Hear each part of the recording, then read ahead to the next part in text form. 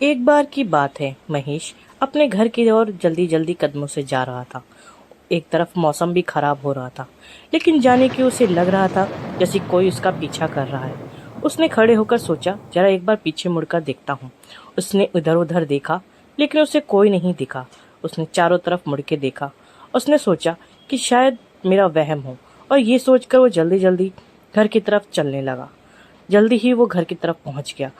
अंधेरा घना हो चुका था और मौसम भी बहुत ज्यादा खराब हो रहा था। वो अपने घर की बेल बजा रहा था। अरे जल्दी खोलो, कहाँ हो? इतनी देर से दरवाजा नहीं खोल रही हो। तब उसकी बीवी दरवाजा खोलती है और वो अंदर आता है और अपनी बीवी को सारी बात बताता है।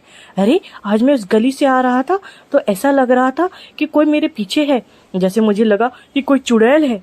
अरे तुम सच कह रहे हो, उस गली में एक चुड़ैल है?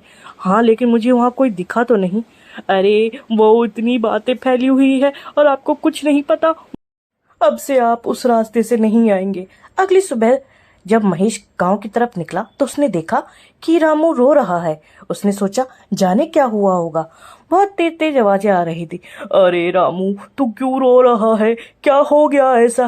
अरे मालिक, क्या बताऊं, मेरी तो दुनिया ही लुट गई। एकमात्र मेरा सहारा लुट गया। अरे रामू, ऐसा क्या हो गया, तुम इतना रो रहे हो?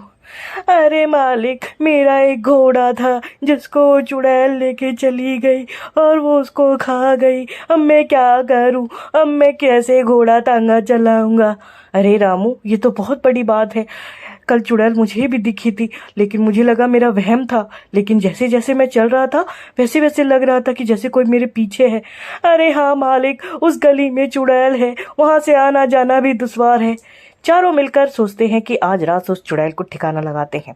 पुलिस भी उनके साथ थी, गन लेके खड़ी थी, लेकिन चारों ही डरे हुए थे। सबसे ज्यादा तो पुलिस वाला डरा था। अरे कहाँ फंसा दिया तुम लोगों ने मुझे, चुड़ैल को मारने के लिए? अरे मैं कैसे मारूंगा चुड़ैल को? चुड़ैल कहीं गन से मरती है क्या? और पीछे से किड़किड़ किड़किड़ किए जा रहे हो।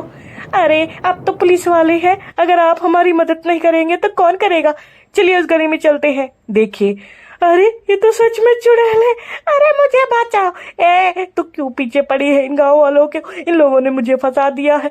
चली क्यों नहीं जाती यहाँ से? तुम मुझे मारने आए हो, तुम मुझे गन से मारोगे? मैं गन से मरने वाली नहीं हूँ। अरे बेवकूफो, जाते हो या मजा सिखाओ? अभी मजा चखाती हूँ। चुड़ैल ने तीनों को वहीं पे अपनी शक्तियों से ढेर कर दिया। तो तीनों वहीं पे बोलते बोलते गिर गए। अरे क्यों मार रही हो हमें? छोड़ दो हमें, छोड़ दो। अरे जाओ यहाँ से। तीनों दुम दबा के अपने जल्दी से भाग के अपने गांव आ गए और बातें करने लगे। एक और बारिश भी थमने का नाम नहीं ले रही थी। अरे पुलिस, अब क्या करेंगे? अरे आप तो पुलिस है, आप ही कुछ करिए। हम क्या करेंगे? हमें तो समझ नहीं आ रहा उस चुड़ैल से कैसे छुटकारा पाएंगे। अरे सर, आप ही कुछ करिए, हमें तो कुछ समझ नहीं आ रहा है।